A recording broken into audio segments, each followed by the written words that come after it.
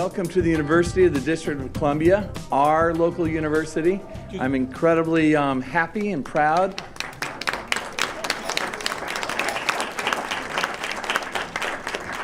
that our university is providing leadership this morning and in partnership with the Department of the Environment on this very important day, Earth Day, which is, I know the theme is that every day is Earth Day, but this is the day that has been internationally designated that today, the 22nd, is Earth Day. And I am very pleased to see everyone here, but from the very beginning, I want to thank the UDC students that helped direct us here. Good morning, thank you. I think we had a typo on exactly what the address was, and there's a gentleman with me. I think he's here. And he said, right there, and he said, no, we go over here. But there's a student there that said, no, you don't. You go down here. So the students were very helpful, at least to me. Otherwise, I might still be walking around. But with that, this is, I'm very excited about today. And let me note from the outset, we will be hearing from the mayor today, Mayor Bowser. But we were in a meeting about a month ago, and we started talking about plans for Earth Day. And Mayor Bowser said, I want to do a program, a summit on waste. Now, usually elected officials talk about government waste. But now I know she was much more expansive about that. And I think that we're in a city where we don't really have an issue with landfills, at least not any new landfills, because we don't have any. And so in a lot of areas, they're talking about how to make it work with reduce the use of landfills. In DC, I really know that the mayor spoke about this because it's the right thing to do. It's something that's on a lot of folks' minds in terms of our stewardship of the planet and what we do as leadership in DC, and we'll be talking more about that. So let me say in the beginning that I want to introduce to you a friend of mine, someone who has provided great, wonderful leadership here at the university. I think that he signed up for a year, and he's more than doubled that already, which is in service to all of us. Let me invite up to give us welcoming remarks, President Lyons. Thank you very much for bringing us together here today.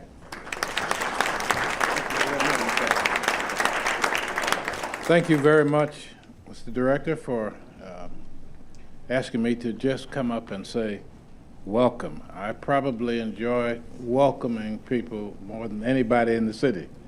I'd love to do it, and it's for fear of you making you think that it's church, how many of you are first-time visitors to the university? Well, that's wonderful. We don't have any ushers who are going to pass out cards to you for your tithing. We do. I have a hat, though. I do that. But we do want to invite you to return. We're always happy to have guests.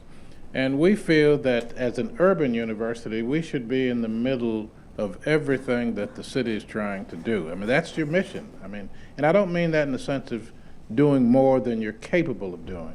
But as an urban university located here in the nation's capital, we want to be a part of what's going on, and certainly Earth Day is consistent. And to those of you who, as it was said, I'm the interim president here, and for those of you who felt bad because they stopped you from coming in with your drinks, they stopped me as well. And the young lady apologized, but said, Mr. President, you cannot go in there with your coffee either. So don't feel bad. We're just trying to protect the resources, correct? I want to take the time to introduce one of our trustees. Mr. Jim Dyke is here. Jim, would you raise your hand? Who provides leadership. So, again, my role is simply to welcome you to our university and invite you back. I used to tell people when they come to a university and spend some money while you're here, but that was misunderstood, so I'll leave that alone. I won't mention that part. But you're going to hear from our dean, who is going to talk to you more specifically about the exciting things that are going on at the university. So thank you very much for allowing me to welcome you, and enjoy your day. Thank you, President Lyons, and again for your important stewardship of this important institution for our city. Next, I want to invite up someone who has really challenged the view of what urban universities do, and someone who's providing leadership in our city in a way that I think is incredibly exciting, who is a terrific partner with the Department of the Environment, and again, someone who is really pushing into the future in a way that you want our public university to do so. And to say that how she's kind of redefining a little bit of how we view our public university in an urban area, she's quick to talk to me when she talks about the different friends and organizations and stakeholders. She always talks about the 4-H Club in Washington, D.C. I don't know how often you think about our 4-H Club in Washington, D.C., but she reminds me we have one, that we are more than just an urban city. We have an agricultural, we have a green purpose, but we also have a sustainability purpose. I want to invite up Dr. O'Hara, Dean O'Hara, who's a friend, and thank you very much for being one of our hosts as well and for all that you do. Thank you very much, Director Wells, for this kind introduction, and welcome to the University of the District of Columbia, and especially to its College of Agriculture, Urban Sustainability, and Environmental Sciences that I have the privilege of leading. I also wear a second hat. How many of you knew that the University of the District of Columbia is a land-grant university? Ah, all right. Word is getting out. I'm delighted. And that, of course, means that we have an important dual mission of educating our students on our campuses, but working closely with the community outside of our campuses in community education, outreach, in the tradition of the extension services, but also to conduct research on our experiment station farm. And yes, we do have a farm. But better than that, we're actually building urban food hubs right here in the District of Columbia. Now, why are urban food hubs important to this theme that the mayor has so aptly chosen for this Earth Day Summit? Well, urban food hubs consist of 4 components: food production, and yes, you can grow considerable amounts of food in urban environments, and we can teach you how, and we're conducting research on how that can be done. Food preparation. We actually have 8 food deserts, 8 census tracts that are food deserts here in the capital of the nation. Isn't that a pity? So we really have to pay attention to how we get food out, how we improve nutritional value of the food we have in our underserved communities where there are no grocery stores, no fresh produce. So food distribution, the third component of the food hubs. And that means farmers markets, food trucks, not the kind you see on 14th and K, but the kinds that bring fresh produce to underserved neighborhoods. And last but not least, closing the loop through waste management and recycling. Now that certainly means composting, because some of our urban soils are very much in need of improvement, aren't they? But it also means something really innovative that we did last weekend at the farm in Beltsville. We held a 2-day workshop on biodigestive systems. Anybody know what that is? So compost is you turn the waste, especially the food waste, back into soil. Anaerobic digestion means you turn that food waste into energy. And we actually had a 2-day workshop on how to do that in your own backyard.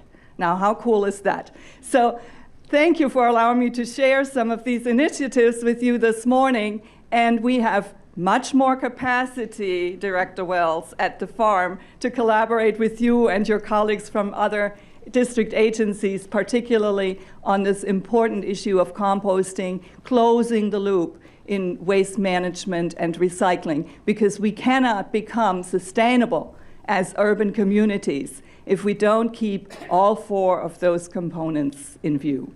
Thank you very much, and I wish you a great day on this Earth Day. Thank you.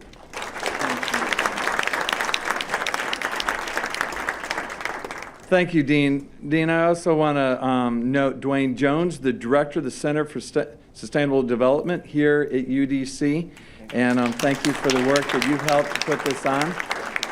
And I know he's not here, he's on travel, but I do want to acknowledge Bill Howland, the Director of the Department of Public Works, who's working with us on this, as well as Jonathan Kane, who's the Interim Director of the Department of General Services. And then also, I want to acknowledge my staff. One of the things that the mayor decided when she put together her 100-day plan for DC, one of the things she wanted to do was to take the Office of Sustainability, and often when you look at what previous mayors have done, you have decisions about do we embrace this or not, and what will our future look like in this mayor's signature. She took the Office of Sustainability, and for you government wonks, you know what this means. She made it an administration, which elevated it, rooted it in, and now we have the Urban Sustainability Administration for Washington, D.C. They get to be termed USA, which is enviable for a lot of us, but so we don't forget who they are.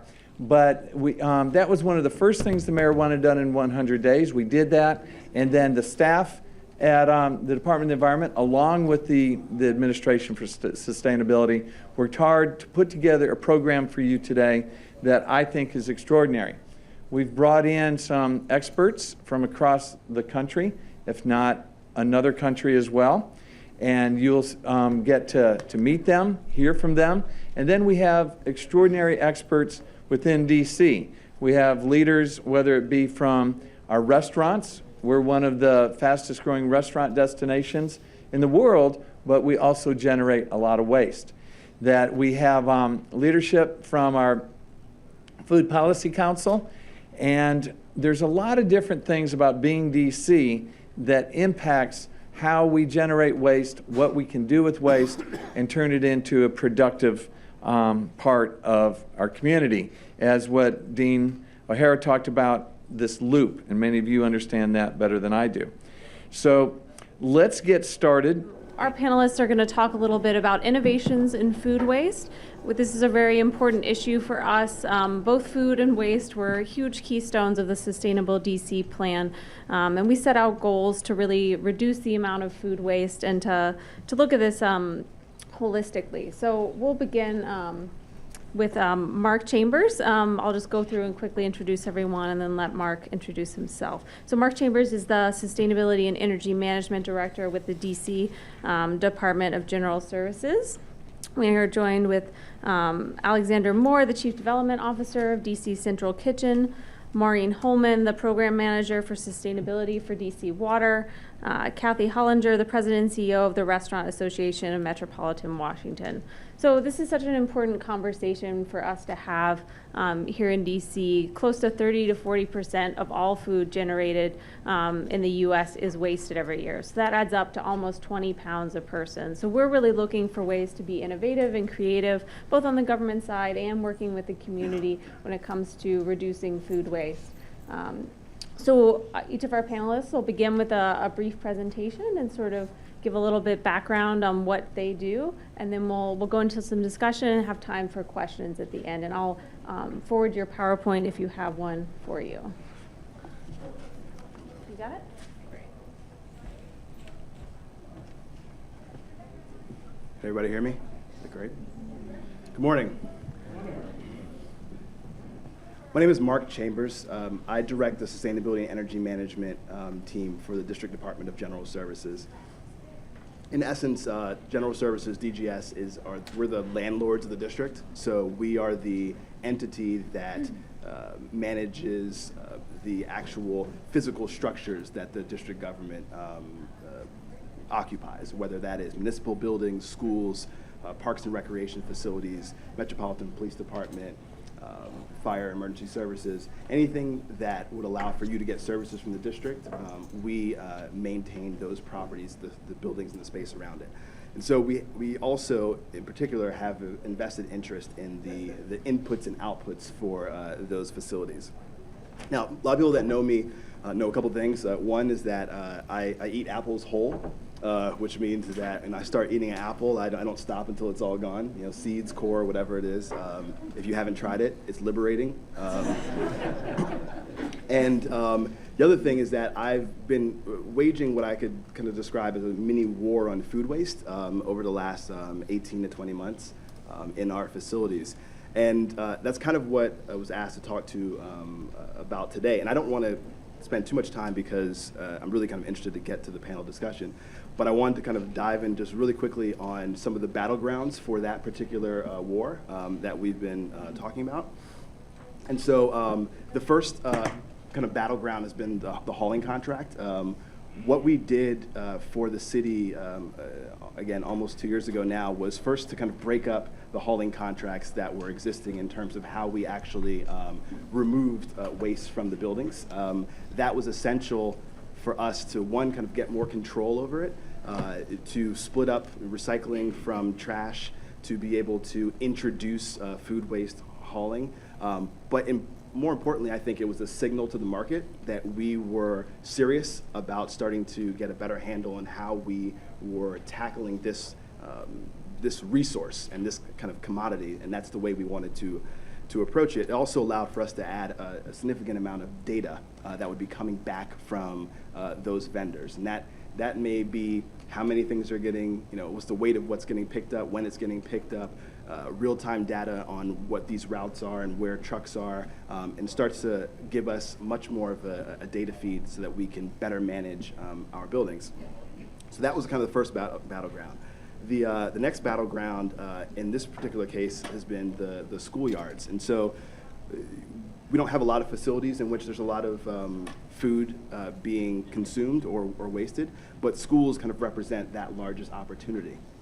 So what we really started to do with a kind of robust team on our side is to really focus on enabling people to make the right decisions to begin with. So that meant resizing and redistributing thousands upon thousands of bins to public schools, to making sure that they had the right size toters and dumpsters outside, and they were getting picked up at the right rates. And that started a process of giving us more visibility and more of a cooperative relationship with those facilities. So all of those started to kind of push us into a direction where we're slowly kind of moving inward toward the comings and goings of the schools. What happened next, I guess, was kind of starting to really introduce food waste as a program. So we started with 11 schools and started to basically introduce food waste hauling, seeing how that works, seeing what the pros and cons of that. That grew into last summer, where we started pulling all the food waste from the DPR, Parks and Rec feeding centers during the summer. So we are hopefully going to be reintroducing that concept to a much larger population of school-age kids. And then that rolled into this fall, where we began an opt-in program for schools that wanted to participate in food waste hauling.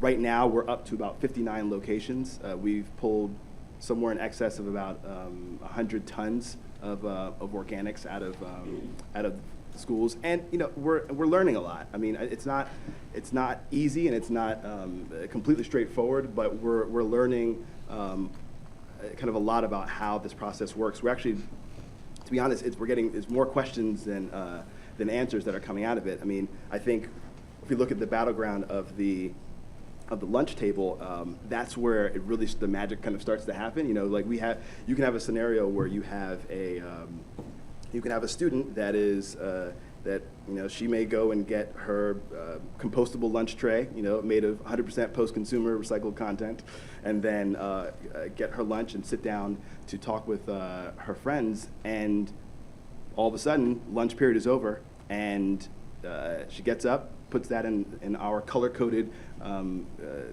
of waste sorting center, and puts that in the compostable area, and then goes back to class. And so I think we had to look at that and say, well, if a student is dumping out their entire lunch into the compostable bin, our diversion rate's going up, but I think we probably have to reevaluate our metric for success.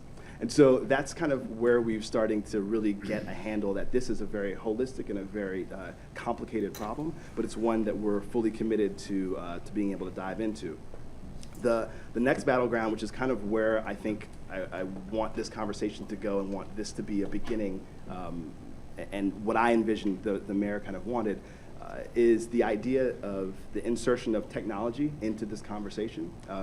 We're finding that we need to be able to be more disruptive to the decision-making process of how people evaluate what they're doing. So it's the same solutions that allow for me to have an Uber car waiting for me outside this building when I leave, or my groceries delivered to my house when I arrive. Like, that's the same disruptive technology that we want to be able to introduce into this food waste problem, so that we can actually meet people where they are and give them a sense that there is an opportunity here. This is a resource, and this is something that if we are thoughtful about it, that perhaps we can have a much more kind of transformative impact on this important problem. And so that's what I'm kind of excited to talk to you about today. Hopefully we can kind of get to a place where there's net value that we're adding, and happy to talk to everyone as the day goes on.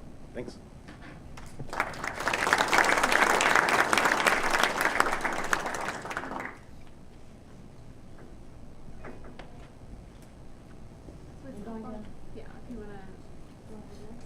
Oh, sure.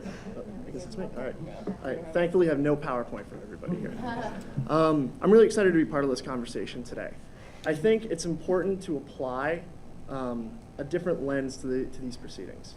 There is a huge difference between saying that we're preventing waste by finding some use for a resource that would go unused, as opposed to saying we're going to find the best use for that potentially unused resource.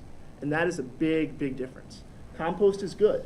Nutrition from potentially wasted food is better. And I think we all need to think about how to maximize the opportunities presented by otherwise wasted resources in our community. And that's really what DC Central Kitchen does. When people want to compliment us, they call us a great charity. I can't stand that label. What we are is a good business that provides win-win solutions for everybody involved. We got our start in 1989 when a nightclub manager named Robert Egger became offended by a few things in our community. One was the waste of food at his nightclub and other restaurants across the city. Two was the way we handed out food to homeless people in our community and considered that sufficient. It wasn't enough if we weren't using that food to liberate them from the conditions of hunger and poverty in the first place. So DC Central Kitchen is the nation's first community kitchen. In 1989, we broke down all the stereotypes around surplus and donated prepared food to say that if you could bring those prepared food items from restaurants and hotels and nightclubs to a centralized kitchen, re-aggregate them into balanced, nutritious meals, and deliver those meals to other nonprofits across the city that are doing important liberating work, drug treatment, mental health counseling, job training, well, then that food could have a liberating power and ultimately maximize its opportunity. And now for 26 years, people have continued to think of us as the restaurant recovery folks. But recovering leftover food from restaurants isn't always good business for restaurants. When the choice is between handing out or donating surplus food that's definitely going to waste and getting a tax write-off for what you're donating, yeah, that's better business than putting it directly in the trash.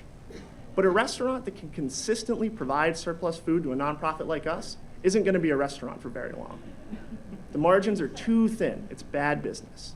So when we were doing 300 meals a day in 1990, we could be one guy with a pager driving around to restaurants late at night to pick up their leftovers. But now that our city is calling on us to feed 5,000 DC residents every day, we can't rely on restaurant leftovers. We had to move up the food chain. Thanks. So that's why today we're recovering 800,000 pounds of leftover food every single year. But only 10% of it's from restaurants and retailers. The bulk of it's from wholesalers and farms in our region, where, in fact, the vast majority of food waste happens. Only 10% happens at the retail level. 40 to 60% of everything we grow in America at mid-sized and small family farms never makes it off the farm because it's the wrong size, shape, or color. By working directly with those wholesalers and growers, we're able to buy things that would otherwise be wasted at deeply discounted prices. We're providing a new market to farmers based on their geometrically and aesthetically challenged produce items. And we're recovering food that would go to waste because it's lost in the food system. It's delivered to a grocery store on a pallet 6 days before sale rather than 7 days, and they can't take it, right? So we're the only place in town where you can take 16,000 pounds of cherry tomatoes and have it feed people within 48 hours, right? But the coolest part about what we do is the fact that every meal that we prepare is a training tool or an employment opportunity to a marginalized DC resident.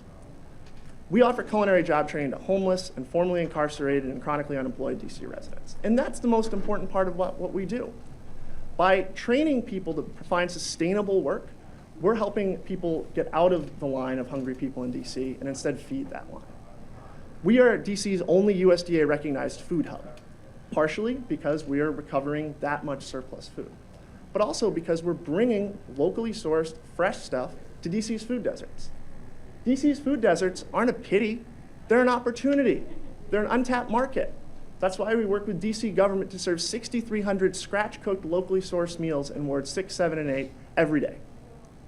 That's why we deliver nutritious snacks and fresh produce to 67 corner stores in DC's food deserts every day, thanks to a partnership with the DC Department of Health. These are opportunities to create sustainable living wage employment opportunities. And that's why we have 60 men and women who have graduated from our job training program. People who have been written off as homeless or incarcerated, addicted to drugs, earning the DC living wage of $13.80 an hour with 100% of their health benefits paid for. And that's about maximizing opportunities. It's great to say that 800,000 pounds of food that might otherwise go to waste instead went to stomachs. But to provide sustainable employment opportunities, that's the trick, right? Because the long-term changes that are necessary to make DC sustainable can't really be considered by people who are struggling to find out where the next paycheck is going to come from. How many hours they're going to get at work next week, right? So we have to find ways to use fighting waste to turn environmental sustainability into a job-creating engine for the most marginalized of our neighbors. That's how we can get them to pick their heads up and think about the long term, because their short-term needs will be met. That's why the Sustainable DC Plan is so exciting, because it considers the economic impacts and values of sustainability as policy. And that's going to be the lens that I'm going to challenge all of you to think about. It's not just about finding some use, it's about finding the best use. Thank you.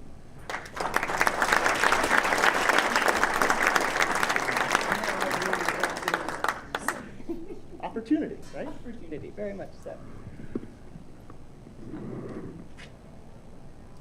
Are you going to pull it up, or do you just want me to start going? If you want to just go ahead and get started. Okay. Good morning, everybody. I think it's still morning. I'm Maureen Holman. I'm the Manager of Sustainability at DC Water. Unfortunately, I am perhaps not going to be as inspirational as my previous speaker, and I am not going to be dealing with the best use of food, because by the time it comes to DC Water, it unfortunately has not been able to feed someone or be used in perhaps a higher or best use. However, if it does come to DC Water, it doesn't mean that we can't use it, and use it very, very well. For those of you who are not familiar, DC Water is your water and wastewater utility that serves water to the District of Columbia and provides wastewater treatment for residents, businesses, and visitors here in the DC and the metro area, all the way out to Dulles Airport, so about 2 million people. We collect all of your enriched water, because we don't think of things as waste. There is no waste anymore. There is just opportunities, and we consider ourselves the district's first and original recycling plant, quite frankly. So when we collect everything, it comes down to Blue Plains, which is on the southernmost tip of the District of Columbia. Those of you who are familiar with National Harbor, we're located down by there. And that's where we process and treat the water and return it back to the Potomac, actually in a cleaner state than we took it in the first place.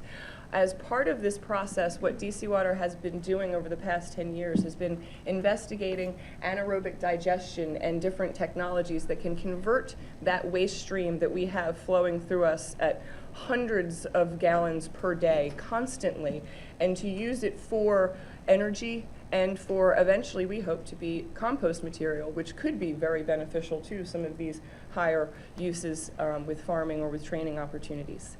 I have a couple of slides that go into great technical detail in terms of, but there's no. Wait. So you turned off the projector in the middle, so we don't want to get you guys in the eyes. Turn the laptop to that. But if I can Yeah. just help you. Oh, okay, that's good. Okay, so this is a pretty conceptual drawing of what an anaerobic digestion system looks like. And the next slide is going to be a very, very technical slide, which I will admit I only understand about half of it, because I am not an engineer. But what we are basically doing is we take in what we call our biosolids. That is everything that we get from all of you. and comes down to Blue Plains. And once it's been screened, from some of the different contaminants, whether that be plastic bags or bottles or things like that, and it goes through a few different filters, it goes into what is now going to be our new thermal hydrolysis and anaerobic digesters. We ended up adopting a technology from Norway, and when it comes online in its entirety, it's actually working right now, but it is not fully functional. It's ramping up, and I'll get into that in a second. When it comes online, our system will be producing 13 megawatts of clean, green energy from the enriched water that you all send to us every single day. 3 megawatts of that power is going to go back into the system to continue operating the system, and then 10 megawatts of that power is going to go to our energy needs at Blue Plains. Unfortunately, our electricity needs are so high that we are not yet at a point of dealing with selling back to the grid or sort of those uses, but we are looking at how we can continue to take what is a resource that is coming to us every single day and how we can get as much value from it as possible. Previously, before we did this project, before we had digesters, our enriched wastewater would go through our 3 systems of treatment, and we would end up with about 1,600 tons. That's 1,600 tons, or about 60 trucks of biosolids that were Class B fertilizer that would be hauled off of the plant every single day and hauled to various agricultural locations in Virginia where you can land apply these Class B fertilizers. This is an enormous cost to DC Water and to our ratepayers and those of you here in the district. It also is a huge environmental burden in terms of everything from hauling, truck traffic, and things like that we're trying to mitigate, as well as looking at ways to increase our energy production. So this technology that comes to us from Europe, and when it is complete, it'll be the largest plant in North America, will be at DC Water, is going to enable us to not just produce that energy, but the end product is a Class A biosolid, a Class A fertilizer. That is basically, once it is mixed with other soil amendments, whether it be sand or things like that, is a wonderful fertilizer. And we've had some very, very good results, both from some of the little baby test farms that we have at DC Water facilities, as well as in some of our other partnerships with the Department of Transportation and Casey Trees, and trying to use this compost material to improve some of the tree cover and plant growth here in the District of Columbia. Where does DC Water hit sort of everybody else here on this panel? Because right now I'm kind of an outlier. Well, the digesters that we have built, which was $450 to $500 million of ratepayer money, have been built with an eye towards expansion or increased capacity in mind. We didn't just build digesters that fit our needs and our flow for today. We needed to size them for future growth. And that also gives us the capability of looking at other feedstocks that we might look to put into the digesters that could increase the methane production and energy use, and or could also increase the compost production that could also go back into valuable fertilizer and back into the land. So what we've been doing is we've had numerous conversations with DGS and the district about sort of these opportunities of where their food waste stream could sort of hit the anaerobic digestion capacity that we already have at Blue Plains. And we've realized that there's probably a really great business opportunity there for a middleman.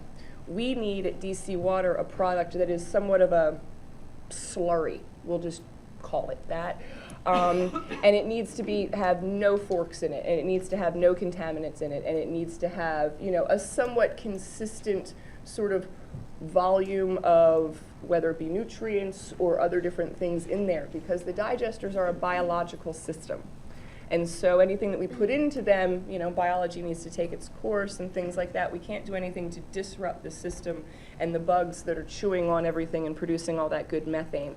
So what we're working with DGS now is we have a very small pilot at one of their elementary schools. We've actually collected one little bucket of their compostable food waste, and we're doing some bench scale testing of it and basically putting it in a blender and doing some analysis to see what the content of that food waste is.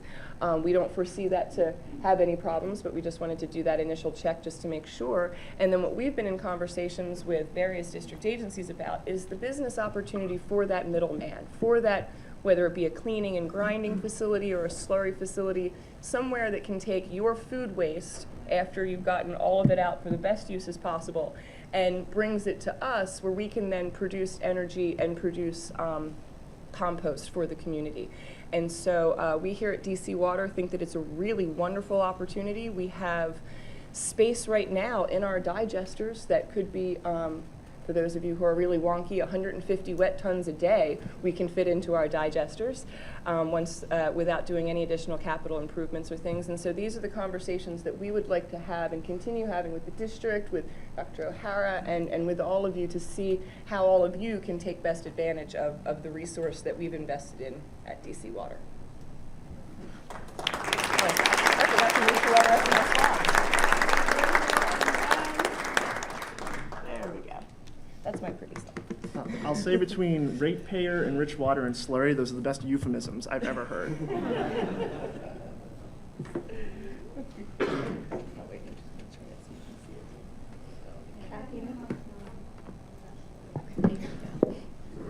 Great. My eyes are definitely challenged, so I am going to trust that we can. Great. I think I can handle all this coordination. Hi, everyone. Good morning. I'm Kathy Hollinger. I'm the president and CEO of the Restaurant Association Metropolitan Washington. We are the official trade association for the food service industry across the region. We have about 950 members. Most of our members are in Washington, D.C. We have about 59% of our membership in D.C., 13% in Maryland, 26% in Virginia, and then we have an other, including fantastic organizations like DC Central Kitchen. I will, if I could, just reinforce the fantastic work that you guys are doing. I think that it's always misunderstood because you have such an incredibly holistic approach, but there are very few organizations that also understand the business of the restaurant industry. It is fascinating to see the growth across the region, especially in DC. We've had 150 restaurants that have opened in the last year. That's unbelievable. The other thing that is very important to note is that these are RAMW restaurants, are majority, 90% are the independent small operator restaurants, DC grown or regionally grown. Those that have become incredibly successful are restaurants that have grown in terms of concepts. So they are now opening other restaurants across the region, but they are still DC grown. And we're very proud of that because it's an industry that really is a homegrown industry. And we love all the success and the growth, but as you can imagine, as we have all of this growth, our challenges are immense. So I look at today as an opportunity to talk about, yes, what we're doing, but being mindful of so much more that we could be doing. This is an industry that has to think quick, has no time to think. They look to RAMW as a resource in terms of helping them think smarter, but think very quick on their feet because they have no time. They don't have a big staff, and what they need to do to focus their energies on opening a restaurant, they also have to focus the same energy, people, and resources in maintaining that restaurant. I know we have slides, but I want to put this in perspective a little bit. So we survey our members very regularly on many, many different issues, from does the tip system work in the region, to what are you doing in areas of recycling? What are you doing in areas of waste? We recently asked our members, what are they doing in areas of food waste? Are they donating food in the form of prepared food or raw ingredients to various organizations across the region? Are they composting? Do composting programs work for them? What are they doing in areas of recycling? And what are they doing in other more creative, sustainable initiatives around the region? We asked most of our DC membership for today to get an understanding of where they are. The good news is that there is a great story. They're doing a lot, But what is most important to them is that our membership, which is 4-to-1, 4 restaurants to 1 non-restaurant member, which is a distributor, food supplier, beverage supplier, or vendor community, paper community. We are connecting them so that those vendor allied members can better inform our restaurant operators on how they can engage in more sustainable efforts. What we found on a national trend, and I think that's where I am because I can't see the slide. You're still up. I am. I think I'm on the national, right? Yep, you're there. Great. What we're seeing, and I am going to get my eyes checked. I'm just, It is extremely tiny. It is very tiny. Thank you. That makes me feel a little better.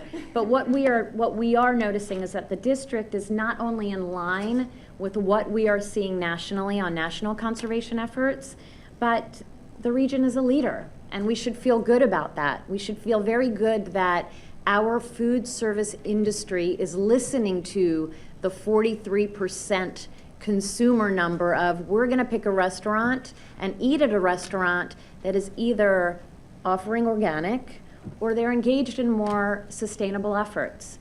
Restaurants are, if anything, they want to make sure that they are up and current with the trending that's happening across the country, but for sure locally. You can see on the slide that this was a study it was conducted by the National Restaurant Association, headquartered in Washington, a very big partner of ours, where we pull data from. But about 750 full service and quick service operators surveyed for the report say they recycled user fryer oil, fats, and grease.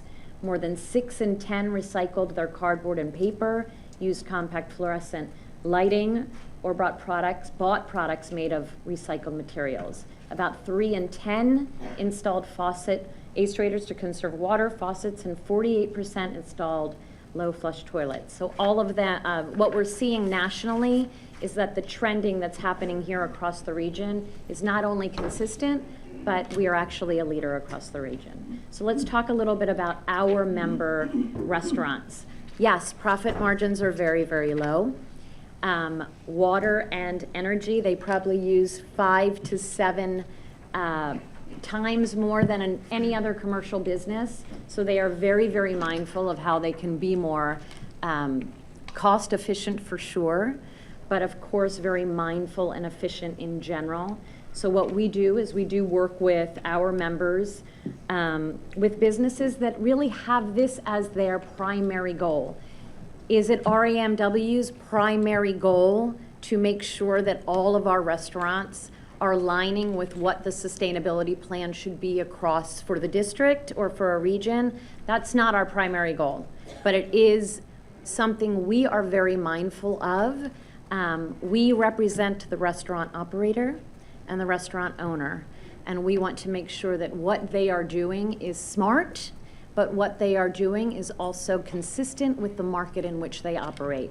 So we do look forward to working with DDOE. Delighted to have Director Wells there. We are always looking to work with our partners, DC Central Kitchen and others, to find ways to make sure that the efforts that are already underway are the smartest and also in line with what the overall goal is for the city. Thank you.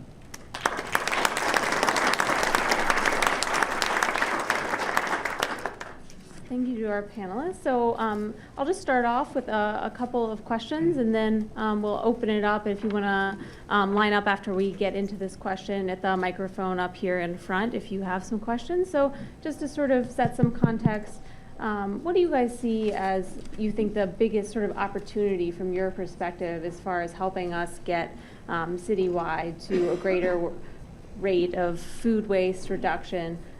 You each have your sort of own unique perspectives, and what are some of the challenges to that, to getting there? Anyone who wants to start can go first. I'll take a swing. That way I can go first. So from our perspective, I think, interestingly enough, the opportunities and the challenges somewhat overlap. The opportunities are that there are such a diverse sort of pool of ways in which to get food waste. There's restaurants, there's schools, there's the Department of Corrections, there's, individual homes, there's hotels and things like that. But that diversity also then creates a tremendous challenge for someone, say, such as myself, that represents a utility that wants a somewhat consistent and, forgive the phrase, solid product that would be coming into sort of our digesters or sort of our system. We're a heavily regulated entity, and so everything that I've been talking about here also directly results to what our discharges into the Potomac are under the Clean Water Act. So where we see tremendous opportunity, we also see sort of tremendous sort of risks that could be there as well in terms of making sure that we're being innovative and being sort of outside the box thinkers while keeping to our core mission, which is maintaining the water quality and trying to preserve the Chesapeake Bay. So I would say that that's where kind of I'm at. I'll bite on two opportunities. One, let's talk about plate waste in schools, right? Really important to start composting it. But when you're in our business, which involves serving fruits and vegetables to kids, guess what? Kids throw away fruits and vegetables sometimes. It happens. That's okay, because we found a really good use for graduate students, and that's to have them go through our compost bins and find out how, when sweet potatoes are going in at an unreasonable rate, let's find out what's wrong with our sweet potato recipe. Let's go back to the drawing board, come up with 3 separate new ideas for preparing sweet potatoes, and do a chopped-style taste test in our cafeterias. Have kids tell us how they want their sweet potatoes. That's how we doubled consumption of black beans, broccoli, and sweet potatoes in DC public schools last year, in the schools that we serve. So let's get every DC public school food vendor doing that. Before we compost it, let's find out what it is and drive menu planning to respond to what kids will eat. Because again, we want them to eat it rather than throw it away and compost it. The other thing is probably an unpopular word in a district-focused conversation, but it's a smart regional approach, right? We have an opportunity to be an incredible thought leader in an area where there's tons of agricultural level food waste. Think about the Chesapeake, the Piedmont, the Shenandoah. We could change our food stream here and position DC as the food manufacturing 21st century green collar job center of the United States. What are we going to do that? I think UDC has some tremendous ideas to expand internal DC capacity and improve, most importantly, our human capital around that. But I think DC Central Kitchen and DC's nonprofit sector has a lot to add to that too. So it's tough to work across governments and across agencies, and certainly across district lines into multiple states. But I think that's a tremendous opportunity for DC to make a national stand on these issues. As far as opportunities, I mean, there's so many, I think, for our industry and what we're doing as an organization. I think that there's always an opportunity to educate more. I think that's a step that we are committing to taking over the next few years in particular, to make sure that for us it's about providing bite-sized information to our restaurant owners so they can digest it and actually implement. Also connecting them with our vendor communities to help them buy more energy efficient equipment. I think that we have more of that allied membership that offer the type of equipment that is much more sustainable for our restaurants. As far as composting, it's a challenge for our restaurants. We have many who do, we have many who don't, and I think that there has to be more collaboration in the neighborhood where it's a group effort. So we have to work with the city to figure out how we can do that to provide the incentives and the benefits and the knowledge to ensure that they're doing that. And we're doing a big push, again, with our vendor community to make sure that our restaurants are developing sustainable-based menus so that it also ties into the consumer need and interest there. But opportunities are so many. I think I'm a believer in identify 2 or 3, work with the community around you to help you really execute. Otherwise, it's not going to happen. I think just quickly, I think a lot of the opportunities are very consistent. I mean, we kind of know what's possible. You reuse the food, or we've did different iterations of separating food. We've done anaerobic digestion feasibility studies. We've done consistent waste audits. We know that there are few options in terms of how to deal with the waste. For us, we have a challenge, which is occupant behavior and incentivizing a paradigm shift in how we think about our relationship with waste. And so whether it is prioritizing a second use or prioritizing individual decision making that allows for a market sector growth, getting over the kind of food waste not being sexy part is something that is very difficult,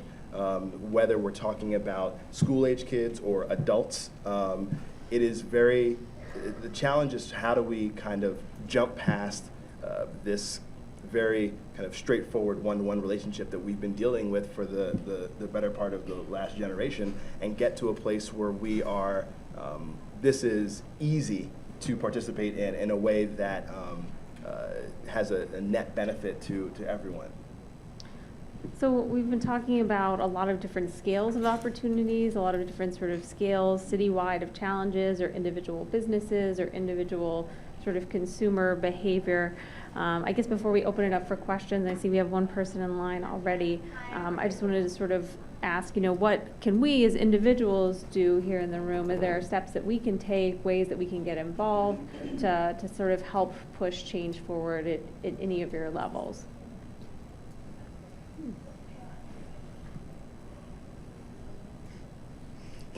It's tricky. To dovetail to what Maureen was saying earlier about the conversations we've had about the kind of looking at the relationship between our excess of food waste and their digestion facility, and that has led us to. Is everybody too still? Occupant sensors. Excellent. That's led us to a place where now we know that there needs to be some kind of middle growth opportunity for vendor, developer, someone to come in and say, we can take this product and transform it into this product, and then that can dovetail into these two systems. That level of kind of innovation and engagement between the public and private sector is definitely an opportunity. It's also something that we need help with. And we need, I think, go back to what I said before, we need more disruptive help, because the systems that we have in place are pretty straightforward. We need the parts that align them in a way that hasn't been aligned before. It's great, an opportunity for us all to get innovative, maybe a new business opportunity, a new sort of student research project coming out of UDC. So I guess we'll head to audience for questions. Hello, I'm Bill Hare, the Associate Dean for Land Grant Programs and Causes. And I think that was the question I had. As your only public serving university, how can we become more relevant? I think with all that we do in research and community engagement, our ability to strengthen partnerships such that we have mutual success is extremely important. And I truly believe that, this is an excellent opportunity, because we're serving as the leader throughout the nation, especially in the area of urban land grants. So how can we become more relevant to support you in meeting your challenges, especially from a research perspective? So in addition to being, a nonprofit fundraising mercenary, I'm also a recovering academic. And I will say this, that DC is to the nonprofit sector what LA is to the movie industry, what Detroit used to be to cars. We are the nonprofit capital of planet Earth. That is our most badass industry, right? And I think there is the opportunity for UDC to recognize its land grant opportunity to say, this is our local industry. How do we incentivize research, service learning, and student projects around the needs of our nonprofit sector, and embed that, and incentivize those are the tenure track positions that we want to reward, and incentivize class and curricular development that says service learning matters, and that's going to be a core part of what we do, and you're going to have an impact before you graduate. Let's do that. And if President Lyons doesn't want your tithes, I'll take them. Hi, my name's Susan. I'm just trying to make some observations about difficulties that I have as a private citizen. Let's see, one thing is I have friends who dumpster, And I don't know if you're all familiar with it, but you go especially to stores, dumpsters and stores, and find gorgeous, sometimes organic produce. It's clean, it's been bagged, double bagged, and it's illegal. So these friends are breaking the law, but there's like a co-op, for instance, that gets maybe half of its food from the dumpsters. And again, it's just really beautiful food, and I'd like to see something done with that. Also, this place, I'd like to get a composting toilet. That's, we can't get a permit for it. I think it's wonderful what you were talking about, but it would be nice to not contribute to it. I guess there's, oh, and I also have a problem just composting my own waste because, not that kind of waste, the food waste, because I live in an apartment, and I've lived in an apartment like several years. I've always had difficulty. I've tried the anaerobic stuff and it didn't really work. I actually have tried keeping it in the freezer to get to where I can, a friend has a compost pile. It's just very difficult for me to be mindful of the waste that I generate. Well, I mean, I think kind of the last part of what you said, I think, speaks to this problem that I'm just kind of I'm trying to crack here, is that the idea is that, I mean, you might go home this weekend and binge watch, your favorite show on Netflix because it's easy, because that's something that you can do without having to wait for a long time, and you have personal control over that. The ability for us to make it easy for you to make that decision is going to be the key determinant in whether or not we're going to shift to a model where you are actively being able to manage your contribution to the food waste problem. So I think, and I don't have that solution, but I think that is the crux of it. 'Cause I think more and more we're having the conversations, and it comes to the fact that we can incentivize you. We have an honor roll program that's being announced today. That's kind of acknowledging all of the success that we've been doing, and that gets us a certain distance. But when we get to whether it's private citizens or companies, we have to figure out a way to make it almost effortless for them to participate and kind of change that conversation. And I think the app space is growing in this regard. If you look at Means, M-E-A-N-S, Food Cowboy, Roadrunner Waste Management, there's a lot of technology-based solutions that are trying to break into this market. We as consumers have to get just as excited and passionate about them as we are about Uber and Lyft, right? We fought like heck to get Uber in here. We need to be every bit as dedicated to make sure that food waste and environmentally focused apps are part of this conversation too. It would help also to make sure that it's not illegal for us to do this. So I think we have time for one last question, and then we have to move into the next session. Hello, I'm Clara Alias with the Alice Ferguson Foundation's Trash Free Potomac Watershed Initiative. And my question really stems from the fact that there's so much money that we can save and that can go back into our local economy if we're smart with our food waste.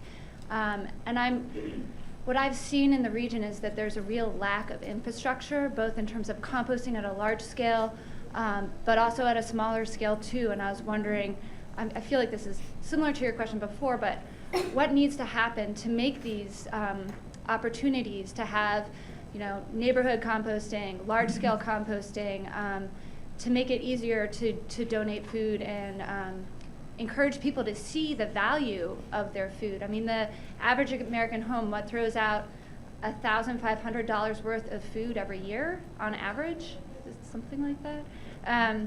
So I'm just curious what the opportunities are, what you think needs to happen to make those solutions, which we already know about, make them reality at a larger scale here in DC.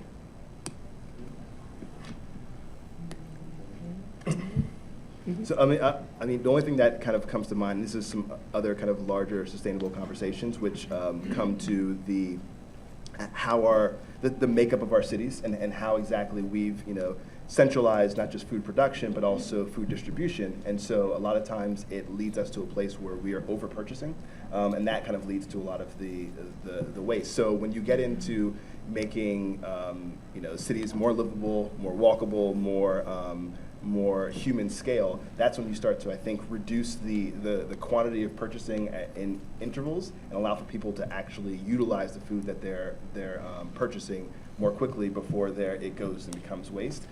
But the kind of bigger point here is that none of these problems are isolated, and so we can't, DC Central Kitchen can't talk about the problem of homelessness without talking about the problem of kind of market sector growth and kind of green job opportunities. In the same way, we can't all of a sudden switch over everyone to compost toilets because we have a municipal system that relies and requires there to be some moisture moving through that system. And so all of these things are interrelated. So the problems are not going to be singular in nature, but I think that your point is kind of a good one. We have to get to a place where we are looking at those relationships and then kind of teaming up in the solutions. Right. So the Waste Management Modernization Act that passed last year gives the mayor authority to enact curbside composting, but the question is, where would that compost go? Because so many of the region's composting facilities have shut down, at least last year. Well, and I think that's one of the challenges that we're looking at, and seeing where we can take that product and perhaps use it in a different way, whether it be for a digester that then leads to compost and things. Just a few random thoughts in listening to you is that I think one of the opportunities might be in looking at how to better utilize whether it be public space or unused space in larger commercial or multifamily buildings. So I know until very, very recently, I lived in an apartment complex. I didn't even get a water bill. I didn't get an electric bill. I have, a trash and recycling service that I think the recycling went to the place where it was supposed to, but I'm not 100%. But there was certainly no opportunity for me if I wanted to do any sort of composting or do anything else like that. And nor do I think, I don't know if you would necessarily want everyone in an apartment building to set up their own little shop. So I think that you need to sort of think a little bit more creatively and along the lines in which the way perhaps that other things are recycled, where maybe you have sort of drop-off points or there's more sort of central locations next to or related to where community gardens are, or sort of things like that, where you can start to see some of the synergies in the land use and maybe have, well, if people are going to this park anyway, and I've done this and I've done that, and I can drop off my stuff while I'm there, kind of that kind of opportunity. Right. And again, as consumers, reward the businesses, Kathy's members that are doing the right thing, and give them the resources with your dollars so that they can say, I can spend 10 minutes thinking about this problem. Because composting and recycling is hard, expensive work for private sector businesses. Yes, and I would say that I'm a big believer in, we all have really great stories from our own industries or organizations where people are really trying to do the right thing. The problem is that people don't have time to tell their own story. So maybe there's a way where if we're working with the city or we're working with our partners to reward those who are doing a lot of this, because more people are doing it than we think. And the reasons that they may not be doing is because of cost, or they're a small operator and they want to be a part of a collective neighborhood effort. But what does that look like to them? Do they have to be the lead, or is there some infrastructure in place where they can plug and play? So I think that's really critical. Yeah, and I think just lastly, just say, take advantage of this as a jump-off point. We are in a place now where this is not just a time of change and opportunity in the city, but this is a priority for our mayor and a priority for our city. So we have the opportunity now to use that as a catalyst to push this agenda forward. So talk about it more, have more conversations, and let's kind of develop the solutions that will enable us to have a much more progressive and a much more cooperative city. Now, this was a great way to start our day, and I think that the way Mr. Chambers, Mark from Department of Government Services, framed it is that this is a jump-off point. And what you've heard today, you heard representation from the government, from government services, but also talking about from government services that we have at least 47,000 customers, diners at our schools every day, and that includes breakfast and lunch, and then also over 30-some thousand at our charter schools, and just thinking about the amount of waste and how we manage it from the government side. And then, of course, Alexander Moore from our nonprofit sector, pushing us on reusing rather than just and also reducing rather than just recycling. And of course, Ms. Holman representing our utility and the role that our utility is playing in managing waste for our city. Then of course, Kathy Hollinger representing the private sector. This is the kind of partnership that a city must have in order to manage and address the issues of waste. Now, that was a great panel. And I do want to go back to why are we here today? And this being a jumping off point going forward for our city. I was in a meeting where the mayor said, Tommy, Mr. Director, I want to have a forum for Earth Day on waste.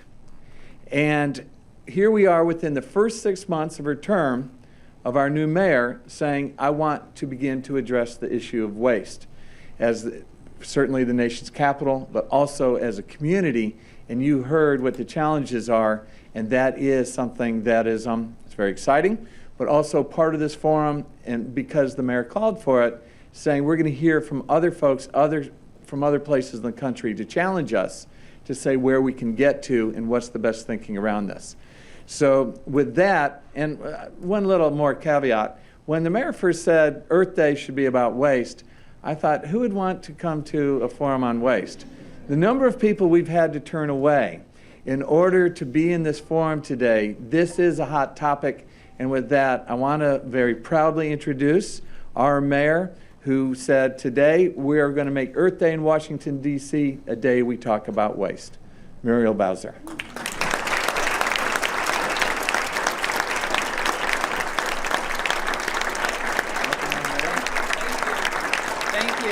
Well, good morning, everybody. I am really delighted to be here with you this morning. Happy Earth Day.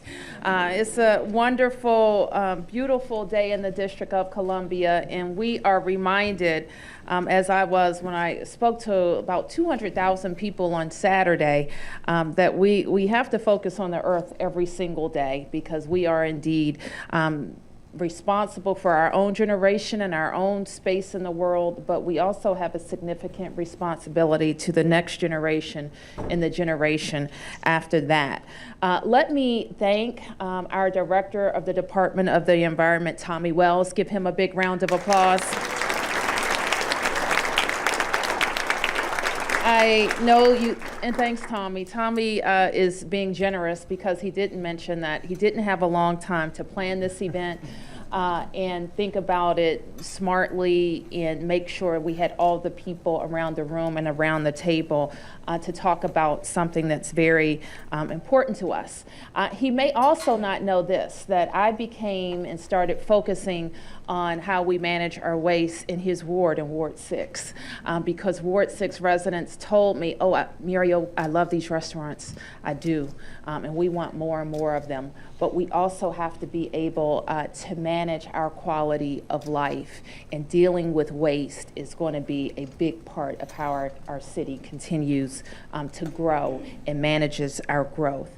Our Department of Public Works is an integral part of this effort, and I want to thank them for being here. I know that you also heard from the Department of General Services and that we have a sustainability division that's focused on making sure we're managing our energy use and also how we manage all the waste that we produce. Our Office of the Clean City is critically important to us as well. For a long time, it's been focused on litter and litter control and graffiti. We are going to expand this mission to look at vacant property, but also to look at how we can continue to reduce the waste that we produce. So the path to zero waste is critically important. And Dr. Lyons, I want to thank you for hosting us today at our wonderful university, at the University of the District of Columbia. We know the university can play a part in training people to think very smartly about these issues.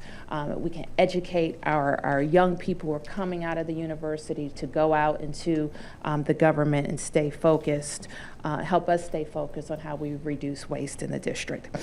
So I also want to acknowledge DC Water and the Office on Planning and our partners at the Restaurant Association, the DC Central Kitchen, the National Waste and Recycling Association, DTZ, and AOBA, who all can help us better manage waste in the District of Columbia. So it is indeed, we were challenged to make sure we had an appealing name for the summit, and you did a good job, because what we're not talking about is what we have, but how we can reduce the creation of waste in the District of Columbia. So I know you know all about the stats that says we're doing a pretty good job. I'm pleased that the department released the 2-year progress report for Sustainable DC, and you won't be surprised that one of the biggest questions that I got all over the city over 22 months was, what do you think about Sustainable DC, and will your administration support what's in the plan? And my answer was always yes. And it was more than yes, it was how are we going to drill down into the plan to see what more we can do, or if we can do any of the elements of the plan faster. And so that is part of the department's charge now, is not only to continue what we're doing in the plan, but to see if there are any elements that we can push forward and push forward faster. So I know that there is a big agenda ahead of us, and I know we're going to stay focused together over our administration's term in being and continuing to be a sustainable city. Tommy may have mentioned already, and you may know this, that we are a part of the C40 Cities, which is a climate leadership group. We're taking bold and innovative steps to improve the long-term sustainability of building infrastructure for the benefit of residents. Part of our learning process is also to join with other cities and other mayors. We're entertaining now an invitation from the Mayor of Paris to be part of a global network of mayors that's focused on climate change. We also know that there are areas of sustainability that need a fresh start. And I believe when it comes to how we manage our waste and the percentage of our waste that we're recycling and composting, there's room for improvement. The district, as you know, and Tommy's probably talked about this by now, is one of the first cities to implement a fee on disposable plastic bags, and more recently a ban on expanded foam and non-recyclable food service containers, both of which I supported as a council member and will push forward in the Bowser administration. You may know that the Department of General Services has been providing recycling services for organics to 54 DC public schools this year, and we expect by 2016 we will have organics recycling at every single DC public school. Our new green construction code, one of the strongest in the country, requires that 50% of construction waste be recycled or salvaged. The Department of Parks and Recreation has designed innovative rodent-proof composting containers and has already installed them in 25 community gardens. And we're about to entertain a challenge for the Department of Parks and Recreation to make sure we have recycling containers at our facilities around the city. The Department of Public Works is working on a study for new options for managing waste as well. And as we speak, we will hire our first waste innovation policy specialist in the District Department of the Environment. And I should mention that we have a strong partner in our oversight chair, Councilmember Mary Che from Ward 3, who's our host ward today, who is working with us, and I expect to work with us hand in hand on all of these initiatives. So part of our challenge today is to stop thinking about throwing away materials and start figuring out how we get the most out of what's left over, and how we use less in the first place.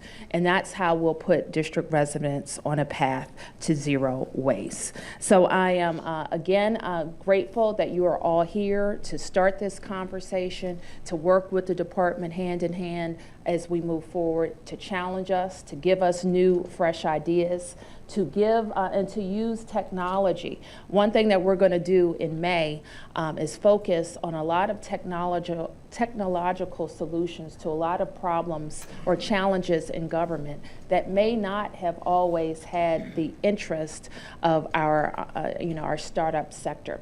And so if there are some challenges in this space about how we manage waste that you would think would be good for a technology challenge, I hope that you will share that with Tommy, and we will make that part of our technology challenge coming up in May. So enjoy the rest of the afternoon.